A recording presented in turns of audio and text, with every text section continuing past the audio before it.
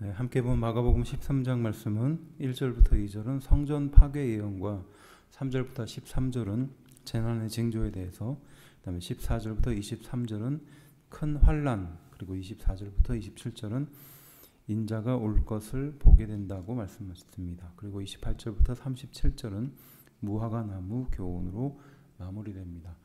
13장은 특별히 예수님께서 감람산에 올라 예루살렘을 바라보면서 하셨던 말씀, 곧 감람산 강화의 의미를 갖고 있습니다. 그래서 마태복음 24장, 또 마가복음 13장, 누가복음 21장에 공통적으로 등장하는 감람산 강화의 내용입니다. 특별히 감람산 강화는 연구할 필요가 좀 있겠죠. 좀 구체적으로 좀 살펴볼 필요가 있습니다. 1절은 성전에서 감람산으로 자리를 옮기셨는데, 당시 성전은 BC 19세기에 짓기 시작했죠. 9년 만에 완공한 이후에 계속해서 지은 건물입니다. 예루살렘 전체 면적의 6분의 1에 해당되는 만큼 큰 건물이었죠.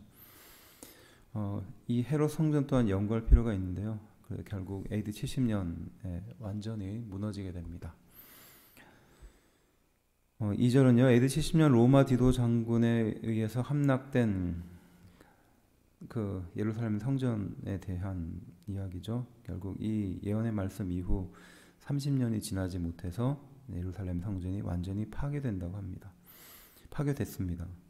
성전 건물 벽 사이에 보물이 숨겨져 있다고 그렇게 소문이 퍼져서 당시 로마 디도 장군의 그 병사들이 그 예루살렘 성전의 모든 그 벽을 다 무너뜨리는 그런 일이 있었고요. 이 말은 결국은 말씀대로 이루어졌다라고 볼 수 있습니다. 3절에 감람산에서 성전을 마주대하여 앉으셨다라고 말하죠. 감람산 강화의 시작을 말하는 겁니다. 5절에 미혹이라고 말하는데, 이 미혹은 잘못 인도하다, 또 방황하도록 만들다, 또 속이다라는 의미를 가지고 있습니다. 6절에 유대전쟁 예루살렘 멸망 사이에 수많은 거짓 선지자들이 실제로 등장했습니다. 그 예가 이제 시몬 마가스가 있었죠. 그다음에 9절은요, 권력자들과 임금들 앞에서라고 말하는데, 이것은 예수 그리스도를 믿는 이 믿음의 기독교를 핍박하는 모든 지도자를 말하는 것이죠. 그리고 14절에 멸망에 가증한 것이 서지 못한 곳에 선 것을 보거든이라고 말하는데, 이건 마태복음 24장 15절과 좀 비교해서 읽을 필요가 좀 있을 것 같습니다. 멸망에 가증한 것이라고 말하는데, 가증한 것은 우상을 말하는 것이고, 서지 못한 곳은 바로 성전을 말하는 거죠. 이 구절은 다니엘의 예언을 언급하고 있는 내용입니다. 다니엘의 예언하는 그 특별한 독특한 언어들이 있는데, 그 독특한 언어가 바로 여기 이 문장에서 사용됐다는 것이죠. 그리고 특별히 읽는 자는 깨달을진저라고 말하는데, 이 말은 당시 유대의 계시 문학의 한 표현법 중에 하나였습니다. 그리고 산으로 도망칠지어다라고 말합니다. 예루살렘이 천혜의 요새임에도 불구하고, 안전한 지대였음에도 불구하고 도망가라고 한 것은 그만큼 급박하고 반드시 일어날 일이다라는 뜻이죠. 결국 징조라는 것은 거짓 선지자, 또 분쟁과 전쟁, 그다음에 천국 복음이 전파되는 것, 또 가정이 파탄나는 것이 바로 이 징조의 한 예입니다. 18절은요, 겨울이라고 말하는데, 당시 겨울, 이 지역의 겨울은 우기죠. 그리고 또한 양식을 구하지 못하는 그 계절입니다. 19절에 AD 70년에 예루살렘이 함락 후라고 말하는데, 이때 굶어 죽은 사람이 너무 많아서 장례를 치를 수 없을 만큼 그렇게 많았다고 역사에 기록되어 있고요. 그다음에 자기 아이를 잡아 먹는 경우도 있었습니다. 또 사망자가 110만 명이었고 포로로 9만 7천 명이 끌려갔다고 합니다.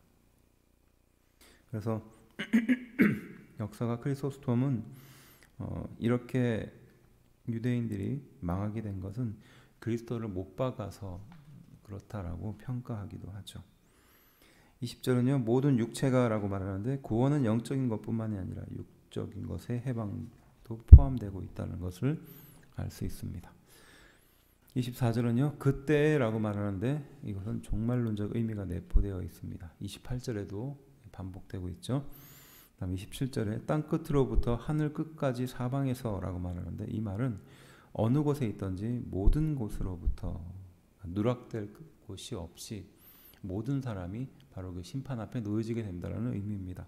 28절은요. 무화과 나무의 비유인데요. 특별히 무화과 나무는 계절의 민감함을 반영하는 나무입니다. 이 지역이 갖고 있는 특성도 그래서 상록수가 많은 지역인데 특별히 이런 무화과 나무는 그 계절성 나무죠. 그래서 이 무화과 나무를 통해서 계절이 오고 감을 알 수 있었습니다. 마찬가지로 하나님께서 다시 오시는 그때를 이 무화과 나무처럼 그렇게 알 수 있게 된다라고 비유하는 것이죠. 30절 이 세대는요. 예수님 당시의 세대를 말하기도 하고요. 또 유대인과 모든 인류의 생존 기간도 포함된다고 합니다. 근데 예수님 당시의 세대라고 말하는데 우리는 이 말씀을 통해서 예언이 갖고 있는 그 특성을 좀 이해할 필요가 있겠죠. 그것은 현재를 예언하기도 하지만 먼 미래를 동시에 예언하기도 한다라는 것이에요. 그래서 예수님께서 말씀하시는 이 세대가 지나가기 전에 이 모든 것이 일어날 것이다라고 하셨는데 실제로 그것을 목격했던 그 세대가 지나가기 전, 그러니까 30년이 못 돼서 예루살렘이 멸망하게도 됩니다. 그렇다면 그것이 끝인가? 그렇지 않다는 것이죠. 예수님께서 오시는 그때에 다시 그것이 이루어진다는 거죠. 예언이 가지고 있는 특성입니다. 33절에 깨어 있으라라고 말하는데 이것은 졸음을 쫓는 행동을 포함하는 것입니다. 그리고 34절에 사람은 그리스도를 말하는 거고요. 집은 교회를 비유하는 말씀입니다.